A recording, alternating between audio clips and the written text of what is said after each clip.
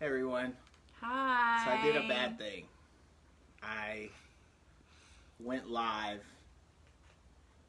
on Meghan's personal Facebook and not on RFC. Stina's back. Did a terrible thing.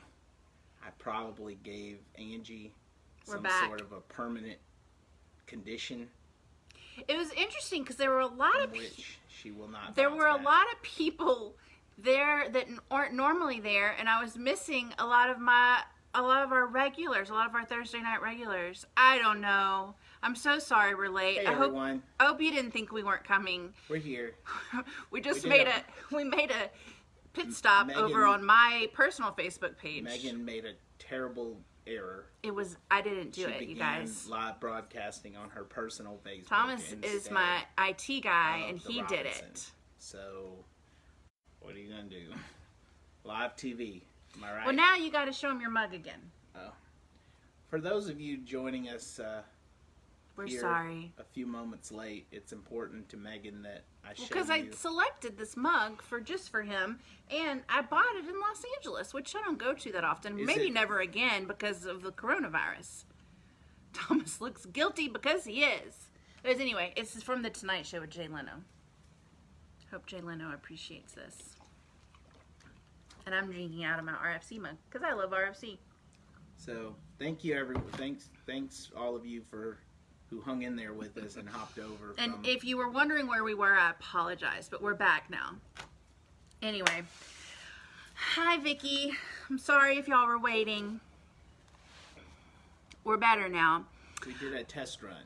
It was just a I never post anything on my personal page. I'm sure everyone was like, what is happening? What is Meghan doing?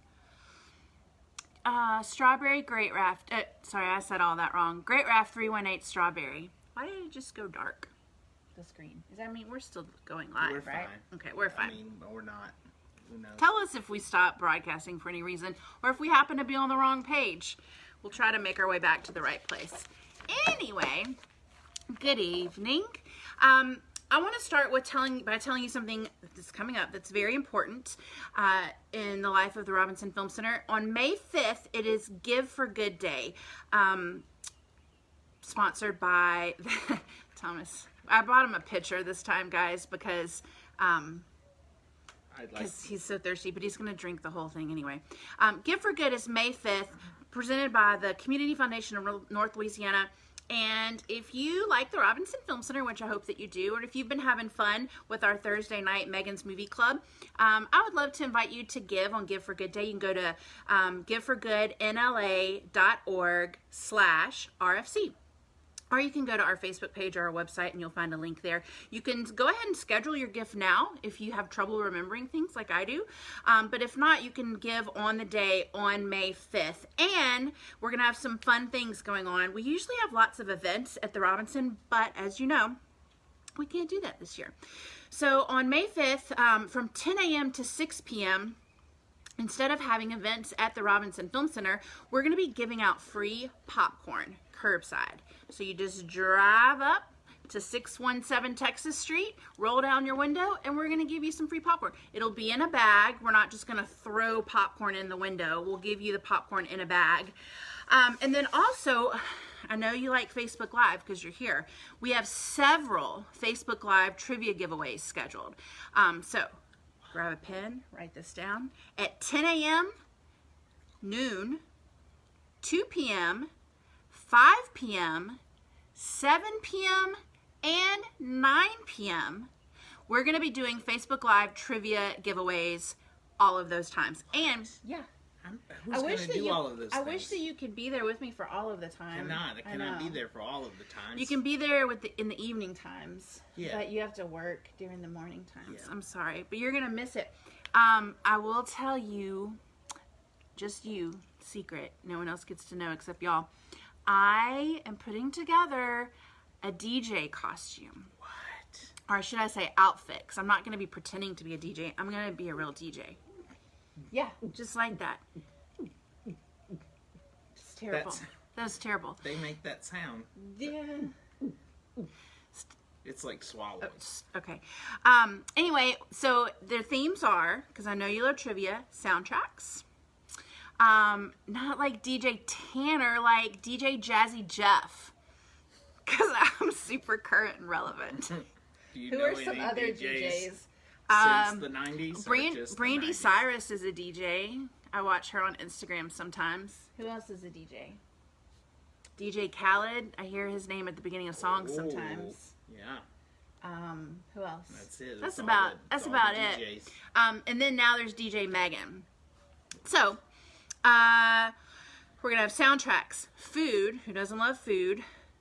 Famous comebacks, happy hour, international, and nightcap. Those are the themes for our trivia. So get to studying. DJ Danger Mouse. No. Is it a dead mouse? You're a joke. Is it a joke, Matt? It's a DJ character in the Star Wars film, The Last Jedi. But didn't Dead Mouse, he had the Benicio del Toro played DJ in The Last Jedi.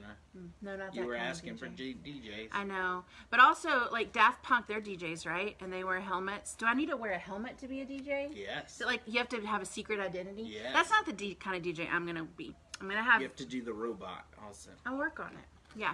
Anyway, I'm excited. I think that our idea of what a DJ is so... is not what a DJ is. I mean, it's the coolest Because of the cool. we hang out in clubs all the time. Yeah. They wear a lot of, I feel like, latex jumpsuits. No? I don't think you mean latex. I think. Yeah. Do you mean like velour? It's shiny and tight. Shiny. Right. Oh, I'm not going to wear anything tight. That'd be bad. That'd be so bad. That's my image. Sometimes they wear those glasses that have the blinds in them. I bought some. Yeah. And they light up. Oh, that's perfect. Oh, guys, I'm so excited. And it's going to be at 10 a.m. We're going to be having a DJ party at 10 a.m. It's going to be so cool. Oh, okay. my gosh. But also, so tune in for that. Come by for your free curbside popcorn. For some reason, I put the lemonade in an antique pitcher.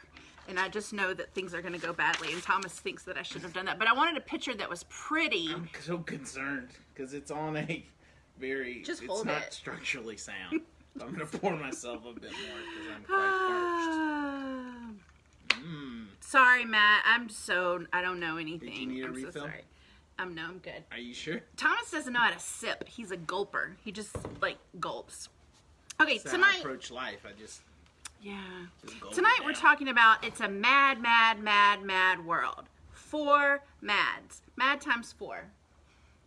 It's not a sequel. It's an original. If they had a sequel, it'd be too many mads. But let's get started with our conversation. It's this director. This is the director. His name's Stanley Kramer. And for such a funny movie, he did not have a great history with comedy. In fact, he was most well known before this film for films like these very, very serious films. On the Beach, Inherit the Wind, starring Spencer Tracy, and Judgment at, this is a hard word to say, Nuremberg. There we go. Judgment at Nuremberg. Also, Nuremberg. yeah, also starring Spencer Tracy.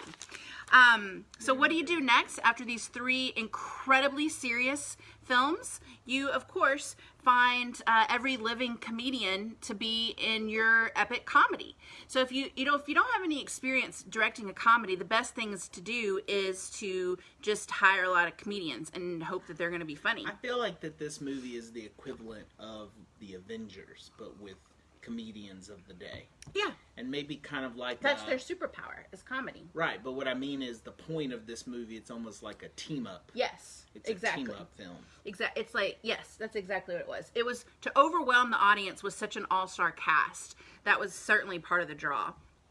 And then, let's see, after this, he made, again, with Spencer Tracy, Guess Who's Coming to Dinner. So he made a lot of really good films. This one is the one that's really stands out as kind of a crazy slapstick comedy. Now, I want to get to all of the comedians that I learned a lot about, because some of them I knew, but others I didn't. And then I would ask my mom, I was like, what is this guy known for? And she was like, he was on The Tonight Show a lot. And then I would ask about another one. And she goes, I saw him on The Tonight Show a lot. which is why I have the Tonight Show mug. So it's funny that these people weren't known. I mean, they didn't have comedy specials on Netflix or HBO. You learned about them on variety shows and on late night talk shows. So we're going to start with Spencer Tracy, not a comedian, but he got top billing on this film because he was kind of the biggest name in the movie. And he plays the captain, the police captain. Let's see, some things he was famous for, a romance, a 26-year romance with Katharine Hepburn, and he starred in 9 films with her too, like Adam's Rib is one of them, which I forgot to print the poster for, so you don't get to see that, but also the movies that I mentioned before that he was in, directed by Stanley Kramer. He was in the original Father of the Bride with Elizabeth Taylor,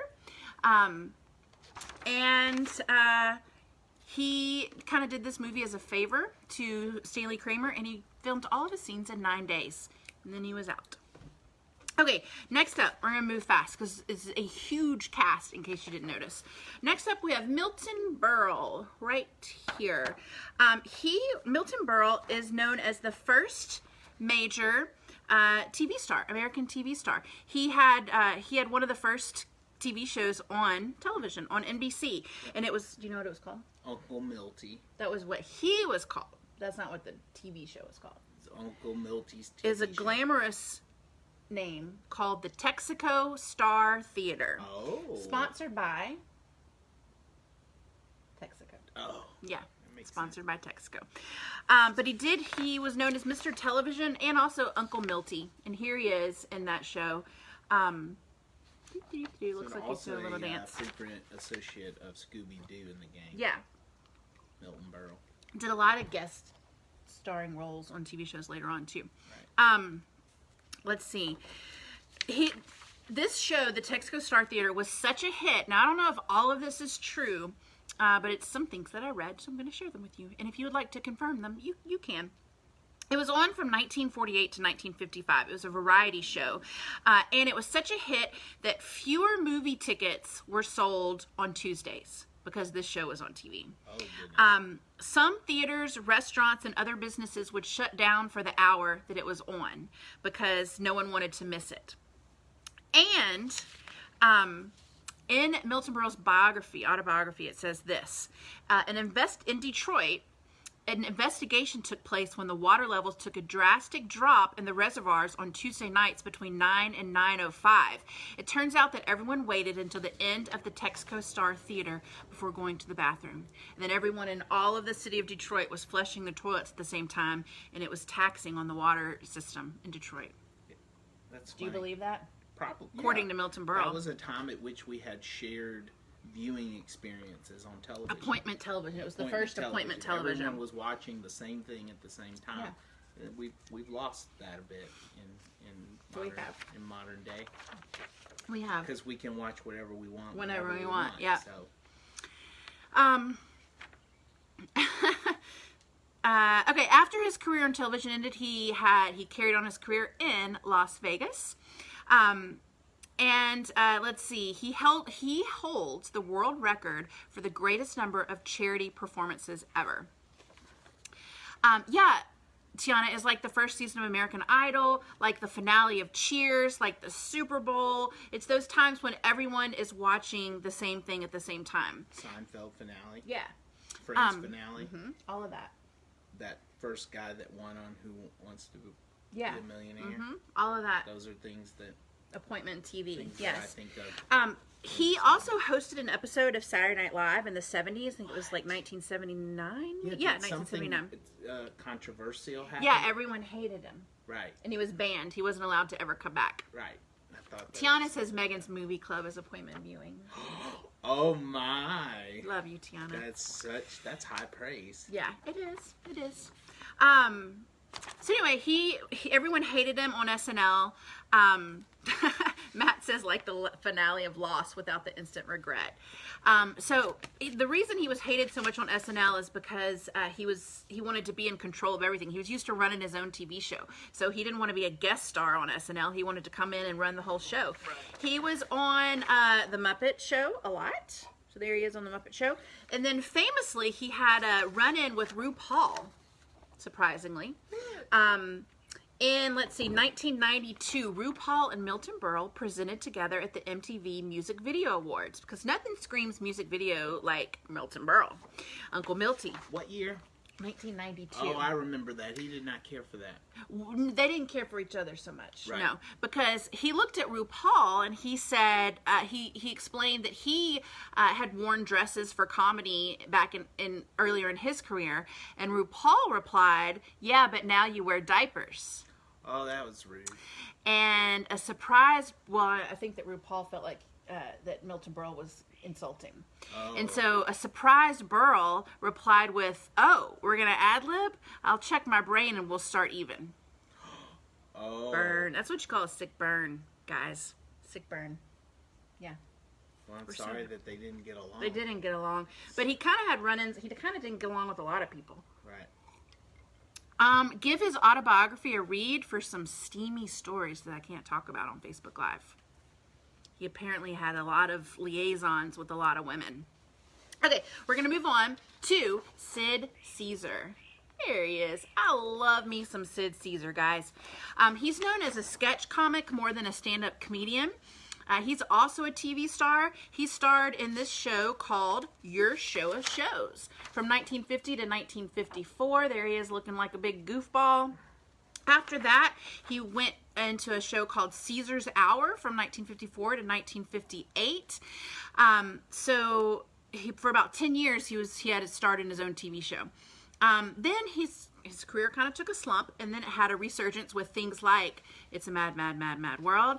You remember him in Grease as the coach? I do. Grease 1 and Grease 2. He starred in some Mel Brooks films like Silent Movie. Also looking like a goofball. And I was trying to remember where I first saw him from. There's a memory that I could not place, and it was from Vegas Vacation, where Chevy Chase meets him in the casino, and his Powerball finally hits, and then he dies. But I remember that very vividly. Let's see. Then I just felt like I needed to share this with you. In 1985, he released a home video workout called Shape Up with Sid. I think that's very interesting to know. I feel like he also appeared in an animated form on Scooby-Doo. A lot of these guys. Probably. Did you watch a lot of Scooby-Doo? Growing up, I did, and I was introduced to a lot of these personalities, actually, now that I'm thinking about it. You had your Sid Caesar and your Milton Berle and your... I was introduced to them all. Sonny and Cher. Yeah, I do remember them. They were on Scooby-Doo. And Abbott and Costello. Abbott and Costello. Yeah. Okay. Spoiler alert. Sorry, Ken, if you haven't seen Vegas Vacation yet. We got this guy, Buddy Hackett. He's a delight. I enjoyed watching him. He had a stand-up career that started in the Catskills. It reminds me of Dirty Dancing. And then he did stand-up in Brooklyn, in Los Angeles, and Las Vegas. His stand-up material is a hard R. Despite kind of the movies he's famous for being in, his stand-up material was a little raunchy. In fact, when I saw interviews with him with... because remember I told you I bought the Criterion Collection version of this film, so I got to watch a lot of extras and a lot of interviews. And so when Stanley Kramer would take him, so I guess I don't get any more lemonade. I'm out. So when Stanley Kramer would take him on, no. Is there a staff here? Is it okay if I talk to my friends? Oh, hey everyone. Okay. I'm sorry, I was concerned because I'm out of beverage. Just sip, and we'll be okay. Okay. Anyway, he had to remind him that he couldn't curse on TV. Yes, just like Bob Saget. Exactly. Kind of known as a wholesome personality, but when you hear him on stand-up, not so wholesome. Buddy Hackett holds... I was just kidding, but we're getting more. They're so hospitable here on this set. It's because you, snapped. No, I was just kidding, but I will take more. Thank you so much. Thanks, but this picture isn't near as pretty. I had such a pretty picture. Thank you so much. Here, use this ugly plastic Oh picture. my gosh. So much lemonade. I'm gonna Should we drink just it change all. this to the Thomas Lemonade Hour? So what was this about? I'm enjoying it. Okay. Continue. I'm sorry. My apologies. Buddy Hackett, he holds the record for the most guest appearances on The Tonight Show with Johnny Carson. He started, and I'm going to move a lot faster, The Music Man. Ta-da! This is where I first saw him in The Love Bug. And, get ready for a surprise. You ready? He's the voice of Scuttle in The Little Mermaid. Ah, don't you love it? I love it. Okay, moving on. You got anything else to say about Buddy Hackett? No. Okay, good. Robert's glad you're staying hydrated. Yeah, it's important, and it's this is a sugar-free, healthy concoction. I just want everyone to know I'm not gonna get the beatus. I'm doing. It's Crystal Light, sugar-free lemonade. Yeah. Ethel Merman, guys, she was a bit much. Anyone else think she was a bit much? She's a bit much. Her voice. Is she clang clang clang with the trolley? No, that's Judy Garland.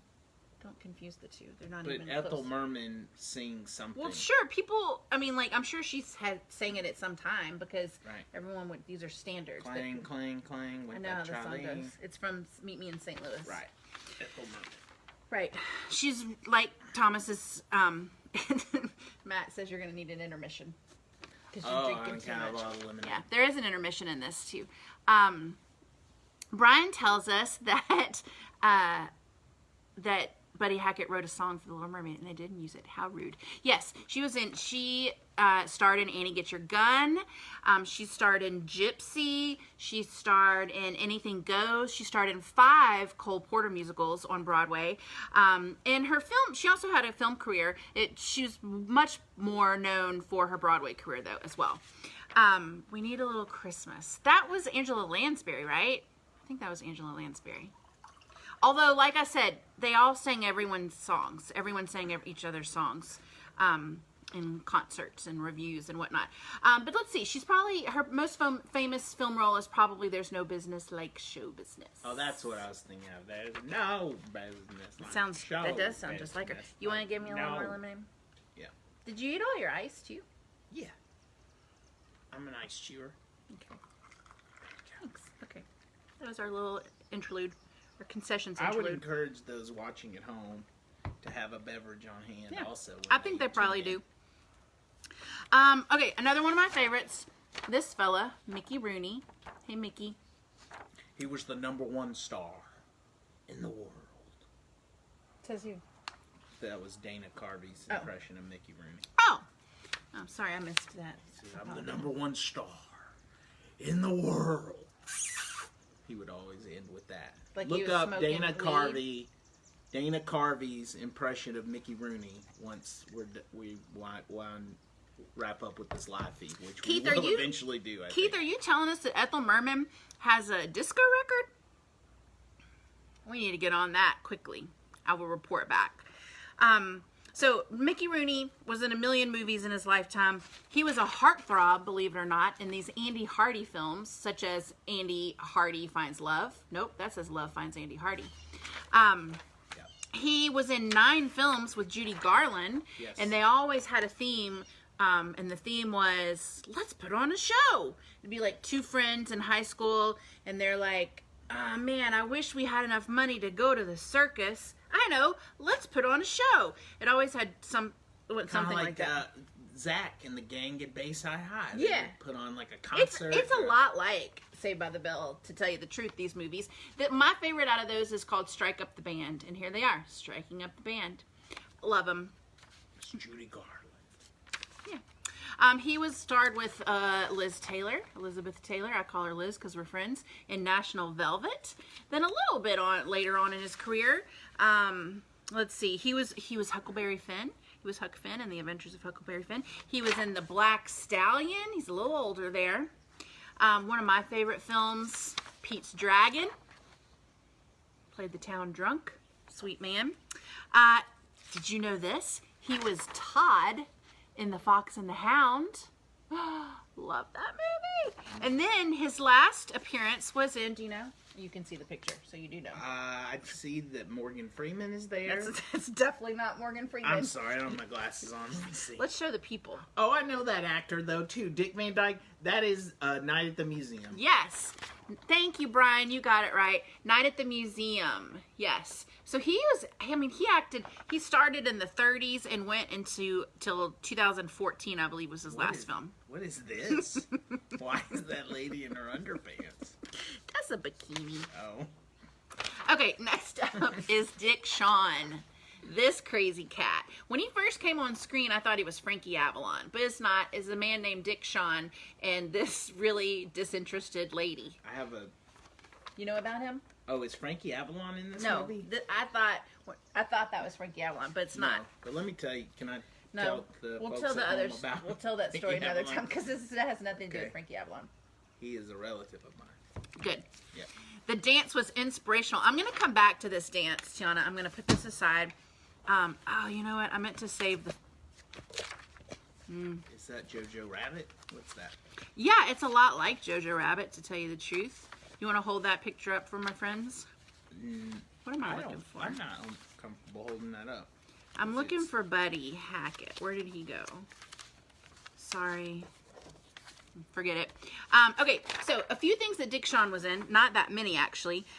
He was in The Producers by Mel Brooks. He starred as the actor Lorenzo St. Dubois, which initials LSD, who plays Adolf Hitler in Springtime for Hitler. Sometimes I have to look under the picture. To see what they're saying. Right.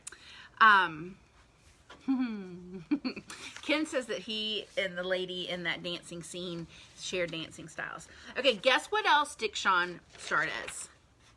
Jack Ripper's dad in Three's Company. Tripper. Yep, Jack Tripper's dad. Jack Ripper. Jack the Ripper. Jack the dad. Tripper. He was Jack the Ripper's dad in Three's Company. Come knock on our door. Let me tell you about poor Dick Shawn, guys. We'll be waiting for you. Let me tell you, he performed his stand-up comedy act for over 35 years in nightclubs around the world. His award-winning one-man stage show was called The Second Greatest Entertainer in the Whole Wide World. It was sometimes performed with a unique opening. When the audience entered the theater, they saw a bare stage with a pile of bricks in the center of the stage. When the play began, Shawn emerged from the pile of bricks. The startling effect of this required complete concentration and breath control because the slightest movement of the bricks could ruin the surprise appearance. Three's Company turns into a dark comedy thriller with Jack the Ripper's dad. I feel like a lot of the Wait, I want to tell you one more thing about Dick Shawn. Okay. So he did all these crazy things at a stand-up act. Well, he suffered a fatal heart attack during a stand-up show, and the audience thought it was part of the act. Oh, no. Even when the paramedics came in and they're like, guys, let's clear the auditorium, everyone out, no one left because they thought the whole thing was part of the act. Oh, no. Ooh, Cheryl saw one of his stand-up shows in Beverly Hills in 1985. Did they have the bricks in the middle of the stage on that one, Cheryl? What were you going to say? I feel like that all of these guys would do well at a roast. Like, these are guys at a roast. Thomas. Like, they would do a roast. Milton Berle. They'd be smoking a cigarette and drinking a whiskey I need or to tell a you scotch. something. I need to tell you Insult something. one another's mothers. Can I tell you something? Yeah. Milton Berle was the founder of the Friars Club. Oh, well, that's, yeah. So he started the whole thing. The whole thing. Yeah. Where they would stand there and insult Yeah. Sinatra's mom. Yeah. To Sinatra. Exactly. Right. All right. Next up, we have Phil Silvers. This guy, he reminds me of the actor who I meant to look up his name, but I forgot. He reminds me of the actor from, like, Groundhog Day that says, Phil! It's not him. I know it's not at all, but I just say he reminds me of him. Right. He was in this show called The Phil Silvers Show, where he did not star a man named Phil Silvers. He starred a man named Sergeant Bilko, which apparently was a favorite of my grandfather's. My mom shared that with me. Everyone today. loves Sergeant Bilko. Okay. You can probably still catch it on the Me channel. Yeah, Cheryl says he laid on the stage throughout the entire intermission. Yeah, he was known for that too. That's why when he collapsed on stage, people thought it was part of the act. Poor guy.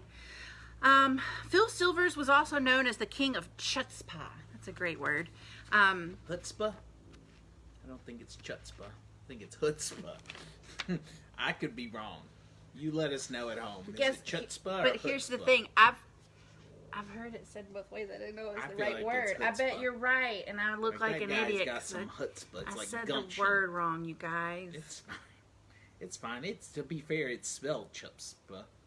I don't know how to pronounce words. It's chutzpah. I'm sorry. It's been a long quarantine. I'm gonna skip this one. I don't even have any heart to talk about Phil Silvers anymore. Oh, you're done with Phil Silvers. Yeah. Oh. I don't have much to say about him either, but this guy's name is Terry Thomas. Chutzpah. Yeah, I know. I said it wrong, you guys. I'm gonna cry. It's fine. Don't be upset. It's okay. I'll get over The it. C I'm is so silent. sorry. I'm so sorry. The C is silent. Anyway, moving on to the Brit, Terry Thomas.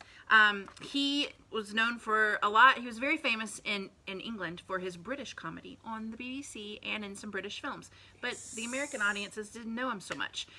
He was Sir Hiss, the voice of Sir Hiss in Robin Hood. All these people made great Disney animated appearances.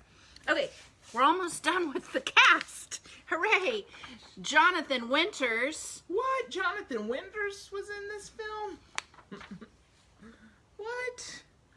I love Jonathan Winters. He used to be on Scooby-Doo also. All of these people made appearances on Scooby-Doo. I need to tell y'all something. And he also was the star of the Jonathan Winters show, I believe, in the 90s. Thomas did not watch the movie this week. I didn't get around So to this it. is all new and surprising to him. I had things to do. Apologize. But I love Jonathan Winters. He's great. He recorded several comedy albums. He appeared a lot on The Tonight Show, always as a character. And Johnny Carson often did not know what character he was going to appear as. But he, even through the interviews portion and everything, he always just maintained character. And in a lot of the interviews that I saw him in on the extras on my Blu-ray, it reminded me of Robin Williams, how Robin Williams was very difficult in an interview, hilarious, but never really, he was never Robin Williams. He was always these different characters. That's kind of what Jonathan Winters reminds me of. He was on Mork and Mindy as their child. Love it. Let's see. He had lots of voice work. He did lots of crazy voices. He was the narrator in Frosty the Snowman. And, did you know this? You know who's this guy? No. He's Papa Smurf. Papa Smurf, Jonathan Winters. Okay, so I loved this too.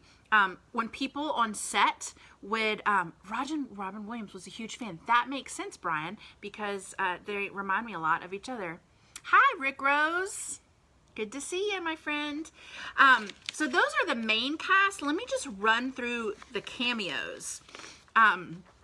We have, well, I'm glad I'm validated in knowing this, that Jonathan Winters was a role model for Robin Williams, because they reminded me so much of each other.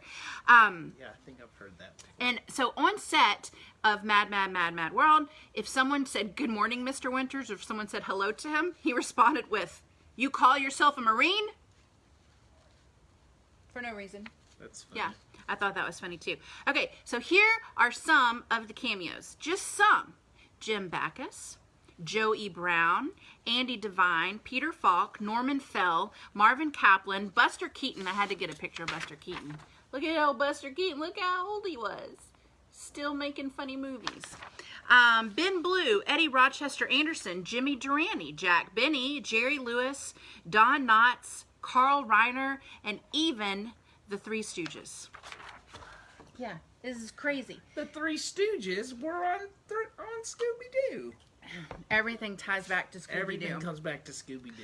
I feel like that was probably like at the time, that was, if you made it onto Scooby-Doo in animated form, that meant that you were it. You'd made it. You'd you had were a just career. Part of the pop culture. Yeah. All right. So Don Knotts. Don Knotts. Was he in this? Don Knotts and so Mr. Furley and Mr. Roper were both in this movie Together. And Dick Shawn. That's crazy. So David Alan Grier was interviewed about this film for an AFI documentary, and he talked about when he and his brother went to see it. They thought it was the greatest movie ever. They loved it. They were like, everyone we love is in this movie. And then at one point they looked at each other and go, only thing it's missing is the Three Stooges. And then, boom, the Three Stooges show up. Yes, Elizabeth as the firefighters. He said they went crazy. They started running up and down the aisle screaming because they were so excited. So, yeah, there's lots of comedians that hold this as one of their favorite movies. So some of my favorite scenes are, I think I told you last week that I haven't seen this movie since I saw it as a kid. So, and I have a terrible memory. So I was like seeing it all over again. Starts with, like Tiana told us in the Facebook event, it starts with a black screen in an overture. And it does the same thing at intermission. And it was originally 3.5 hours long. I knew I wasn't crazy about that. So they took it on a road show in 1963, and it was 3.5 hours long. But then they re-released it in 1970, and they took 30 minutes out of it. So without the intermission and without the music at the beginning, it was down to just 2.5 hours. And Tiana, 20 plus years later, I still didn't finish it. It's okay, you tried. I like it. So let's see. There's an animated opening sequence that's great. I'm going to fill you in if you didn't get to watch it, and Thomas. I'm going to fill you in on everything that happened. Spencer Tracy's billed first. The rest of them are in alphabetical order. Then at the end it says, also in alphabetical order, Jimmy Durante. He's the only name under there. Isn't he the one that let me tell you a story? Yeah, he's got a real short scene. But he did the voiceover in. He played something in Frosty the Snowman. Like Frosty, right? He sang the bug. Yeah. Bug. Yeah. Okay, it jumps right into the action with a car soaring off the cliff, and then Jimmy Durante literally kicks the bucket and dies. Hey, we're working here. What's happening here? Dogs, they want to hang out. They're looking for the big W. The treasure is hidden under the big W. And one of the things that surprised me is nobody in that group was like, oh, I'm just going to go on my vacation. The narrator in the original Frosty the Snowman, Brian, was Jonathan Winters. And Jimmy Durante, he sang the song? The song. I hear him doing it. Okay. Back to my synopsis. I can sing more of it. Okay, we gotta go. No, we got it. Yeah. It surprised me that nobody was like. Michael. Hey, Michael Hostetler. Oh, I'm sorry. Go ahead. I've had so much juice over here. I'm kind of I'm hyped up on the Crystal Light, but I'll contain myself. Can I finish? Yes, continue. Okay. I'm going to skip that because I've tried to say it too many times. One of my favorite scenes was them trying to figure out the shares. And Sid Caesar was like, well, there's just one share for everyone that went down to the bottom of the hill, so that's 7, plus 4 cars, so that's 4 shares, plus everyone that was in the car, so that's 17 shares, and then you get 3 shares, and you get that. I don't know why. It just made me laugh so much. So this is when they were doing that. Then I loved sweet Jonathan Winters turned into Hulk Smash in this garage, and he just really tore the place apart. Also, I was thinking, that's a very poorly constructed garage, because he just brought that thing to the ground just like that. And also, it was their opening day. I felt really sad for them. Their garage got destroyed. You don't care. I didn't watch that. Dick Shaw, back to this scene. He's in some kind of drug den with a very disinterested woman doing the twist. So that was a very fun scene for me. All right. We found out Ken watched the garage scene 3 times. We find out that this treasure is the loot from a tuna factory robbery. The old robbing the tuna factory. That old chestnut. Yep. I love the airplane scene where Thurston Howell. I think it was a drug den. I feel like she had to be on drugs. It's like 9 o'clock in the morning and she's just twisting away in her bikini and she wouldn't smile. I figured she had to be high on something. That's just my thought. These days, that's just Tuesday. Yeah. That's what you do. During quarantine. I know. Right. So I love Thurston Howell. I forget what his name was in the movie, but he's the pilot of the plane, and they have to go get him out of the shower where he's fallen asleep, standing up in the shower with a Bloody Mary in his hand. Loved it. So they get into the plane, and he has to go to the back to mix himself an old fashioned. So he tells Buddy Hackett to fly the plane, and Buddy Hackett goes, well, what if something happens? And he says, what could happen to an old fashioned? That's funny. Then they're all spiraling out of control. There's this orchestra of chaos and destruction. Even the police are kind of falling apart. The plane's about to crash. We got Sid Caesar and his wife stuck in the basement of a hardware store. There's a car floating down the river. Milton Berle is in a fist fight. Ethel's getting kicked out of yet another car, and Spencer Tracy is going hysterical in his office. And I'm thinking, whoa, holy cow, what's happening? And then intermission. Jim Backus, that's his name, Mom, you're right. And Tyler Fitzgerald was his character's name. Thank you. You're all so helpful. But all of that was leading to the end of Act 1. So it's the Act 1 finale. And once I realized the intermission was happening, it all made sense. It was a beautiful lead up to that intermission. Yes, he was Thurston. Yes, I know. Sorry, I was just shorthand Thurston Howell because I couldn't remember his name in the movie. But he was great. It was a short little role, but I think he did a great job at it. Is he any kin to Thomas C. Howell? Isn't that an actor? Yeah, but Thurston Howell's character's name in Gilligan's Island. Remember, the millionaire. My question stands. Yeah. Act 2 starts with a bang because Sid Caesar is blowing up the hardware store, which is a delight. Yes, he also plays Mr. Magoo. My mom wanted to make sure I mentioned that today, but I forgot. So thank you, Brian. So here's this scene where he's trying to blow up the hardware store. It's amazing they didn't die. Let's see. Everyone in this movie is a terrible driver. They're all terrible. I don't know how they didn't get in so many wrecks and their cars are still standing. Then these two guys get in a fight. My favorite part is when they punched each other's fists. Like they both rear back to hit each other at the same time and they're both not very good fighters and they punch each other's fists. That made me giggle. And then Terry Thomas says, "No matter what happens, I will never forget that you hit me when I wasn't looking."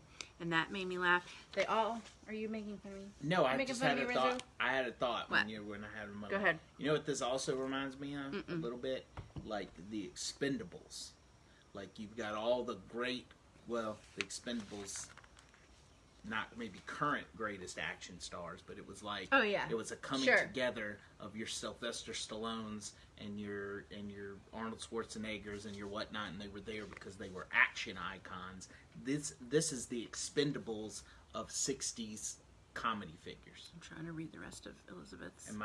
Is that a fair analogy, maybe? And some of them were older, yes, like past their prime. It is. But it was like a time to like the Stooges. Yeah. Like they brought back Buster Keaton. Like a lap, yeah. Another lap. Yeah. Right. Victory lap. Victory lap. Elizabeth brings up a great point. During intermission of the premiere, they piped the police radio throughout the whole building, even into the bathroom. So while you were taking care of business during intermission, going out for a smoke, going to the bathroom, getting some more concessions, you were hearing the police radio talking back and forth about what all these characters were doing, because the police were monitoring these characters' actions. They had very great surveillance, the Santa Rosita Police Department.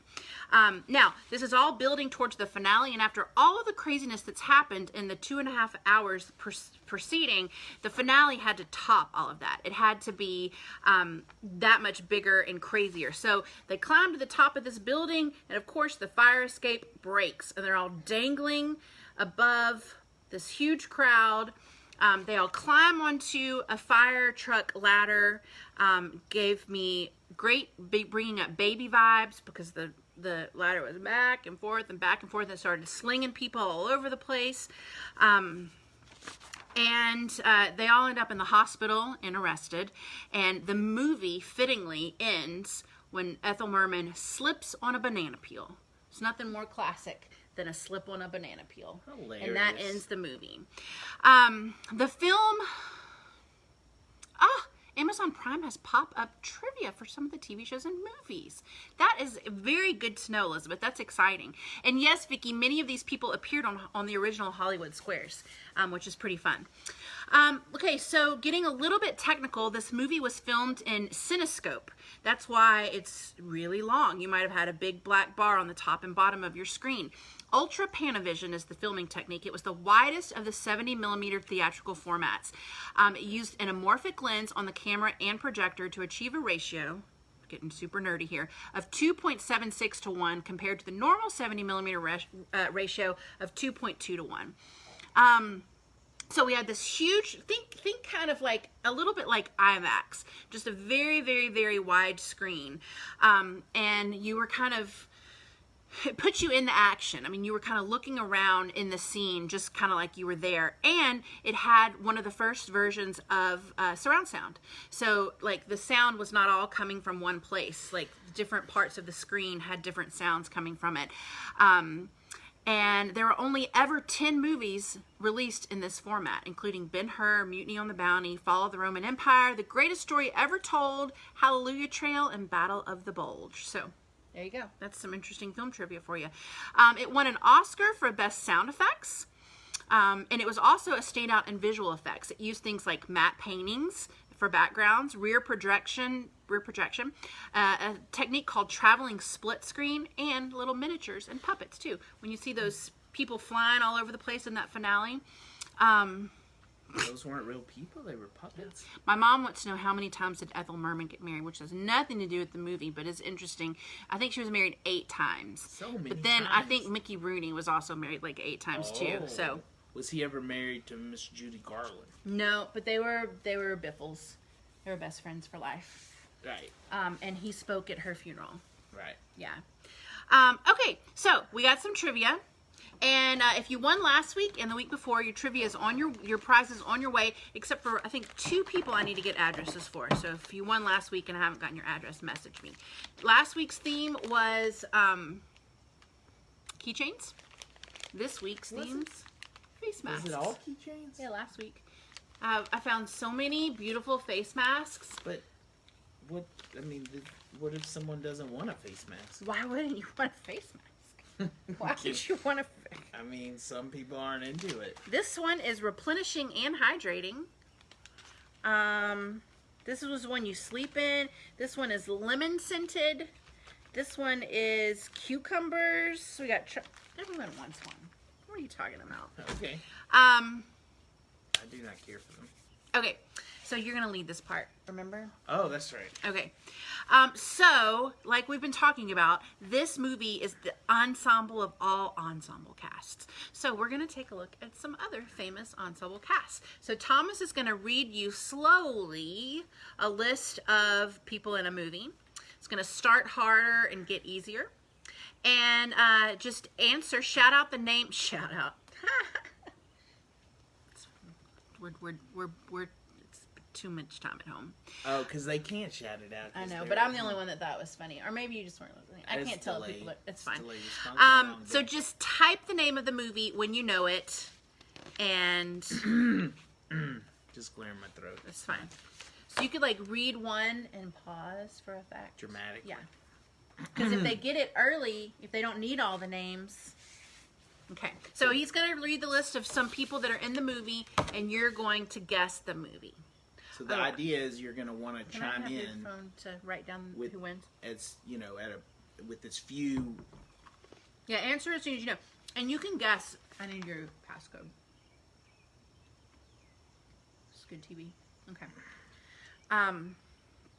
Where's your notes? Okay. Go. Okay, ensemble casts. So I shouldn't say the name of the film. Correct. Don't say the name of the film. The people in the film. Yeah, go. Okay, Eddie Jemison. I've spoken to him on the phone. What? Mm-hmm. Bernie Mac. Elliot Gould. Swipe up, make sure. Nobody's answered yet. Keep going.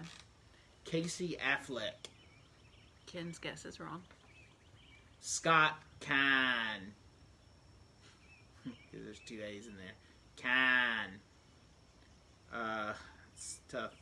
Quinn Shabo.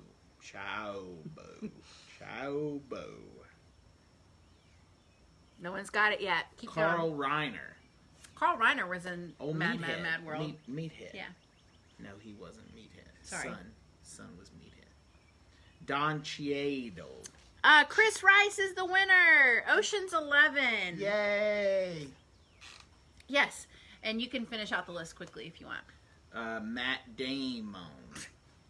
Brad Pitt. George Clooney.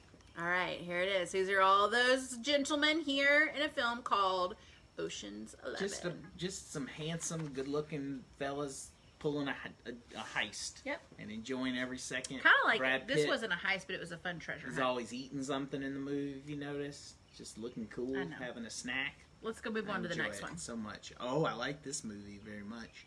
Okay, starring Jeremy Renner,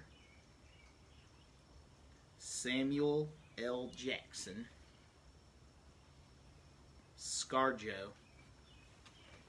Come on. Yeah, Brian says that Ocean's 11 is a remake, which is true. The original had Marlon Brando and Frank Sinatra in it. Paul Bettany, Read the names right. Tom Hiddleston, old Hiddles. Avengers, yes. Yay, Brian! Boom, boom, boom, boom, boom, boom. Brian, I'll give you your Bump. face mask tomorrow Bum, bum, when I bum, bum. see you at... Bum, bum, bum, bum, bum, bum. Can you believe this movie came out 8 years ago? It's crazy. Where does the time go? It just flies when you're having I fun, don't know. am I right? Yep. All right. Okay. Oh, okay. Next. Everyone ready? They're Ken, ready. Stop with the Shrek. Everything's not Shrek. Keep going. These Okay. people gotta go eat dinner. Okay. Christopher Plummer. Lakeith Stanfield. I'm watching. You just Tony read. Collette. Why are you reading everybody's names wrong? Don Johnson. Michael Shannon. Just read it normal. I'm making it more challenging.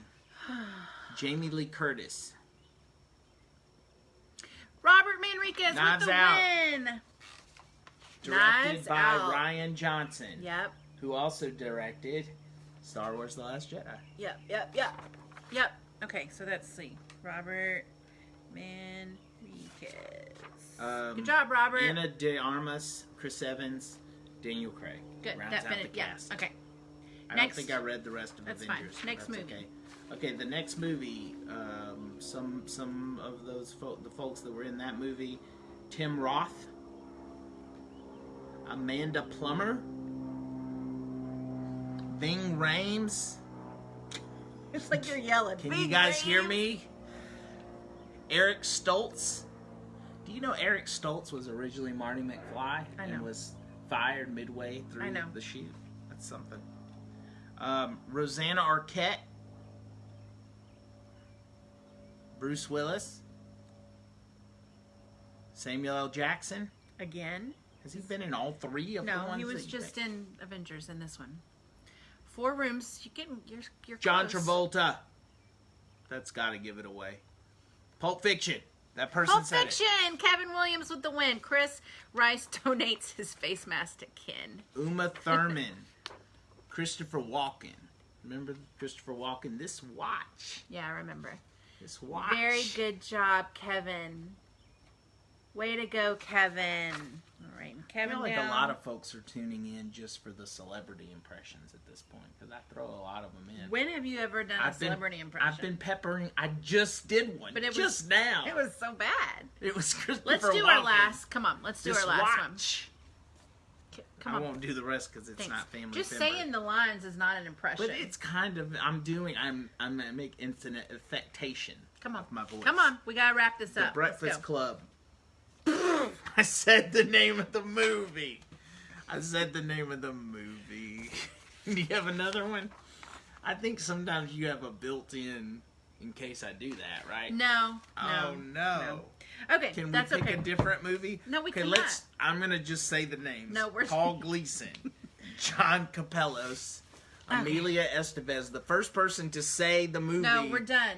We're done with that part of the show. You get the prize. Give me this back. You don't want to give them a prize. What movie is it? That person gets it. Cheryl. But you already said the answer. But you got a prize. Just give it to Cheryl. Everyone's talking about face masks. They're so important to wear. Right. I don't think they mean this kind of face mask, but these are really great face masks too. So you can get all moisturized and hydrated Right. before you put the It protective face mask It wouldn't on. be a Robinson Film Center live feed if I didn't give away at least one answer. I know. So you're welcome.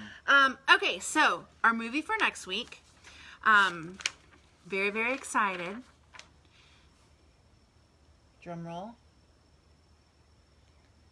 Dun, dun, dun, dun, dun, dun, dun, dun, dun, dun, dun, I said a dun, drum dun, roll. dun, dun, dun, dun. We're getting divorced. Oh, we're not even married yet. That should be easy Oh, then. no. Next week, Wayne's World, party on, excellent. I like that, what you just did. Thanks. And I think, let me know, you can vote with a thumbs up or however you vote with these things. I think that next week, Thomas and I should appear in costume as Wayne and Garth. Give me a vote. Give me a thumbs up if you think we should be in costume next week. Let's see you vote. You know, it takes them a minute. I mean, I think it's appropriate that this live feed ran long. Look at all the votes. There they are. Given how long this movie was. I love to order a wig. Okay, guys, next week we'll be in costume. Okay, before you go, I want to tell you again about Give for Good on May 5th. I hope that you will all take a moment and donate to the Robinson Film Center. And if you can't donate, you can still participate in all of the fun activities we have planned. We have curbside popcorn for free. Just drive by the Robinson Film Center. We prefer if you stop, and I'll give you some popcorn through your window. If you can only just drive by, I'll do my best to throw it and get it into the window. So come by from 10 a.m. to 6 p.m. to get your free popcorn. And then we're having Facebook Live trivia at 10, 12, 2, 5, 7, and 9. And there's an event, so don't worry if you didn't remember all of that. You can join the event and be reminded as to all the time. So I know you love some trivia. We're going to be giving away some RFC prize packs. Better than a face mask, you're going to win some actual real prizes. So that's going to be a lot of fun. And here's a little preview. There's some video content that's going to be released in which we appear in another movie costume, also involving wigs. Very excited to debut that for you. I hope you like it. And help us make a strong comeback. We can't wait to get back to business as usual and have you as our guests in our movie theaters. And so we hope that you'll help and contribute on Give for Good. Visit our Facebook, our website, or you can go to giveforgoodnla.org/RFC. Are you going to give for good? Of course I'm going to give To the Robinson Film Center? Oh, I hadn't thought of that, but yeah, I appreciate it. That's a good That's idea. a good idea. Oh, y'all are doing Give for Good. Yeah. Of course. Of course. There are many worthy nonprofits in our Northwest Louisiana region, and I hope that you, if able, can give to many of them. But we would really appreciate it to give to the Robinson Film Center. And like I said, if you're not able to give this year, you can still tune in and participate in a lot of the free, fun stuff we're doing on May 5th. It's Cinco de Mayo, so maybe I'll have a margarita with you at happy hour on Facebook Live. I actually heard that Robinson is going to be the only nonprofit participating this year, so that's where all the Don't be folks dumb. should We have a lot of other nonprofit friends that we want to encourage people to give to as well. Oh, that's nice too. I know. Yeah. Okay. Well, guys, this was a rough one, you guys. We had so many issues and problems, and I apologize, but thanks for sticking with us. Smooth sailing. We love you, and we'll see you. Not only will we see you next Thursday, but we'll see you on Tuesday too. Bye, guys. Have a great day.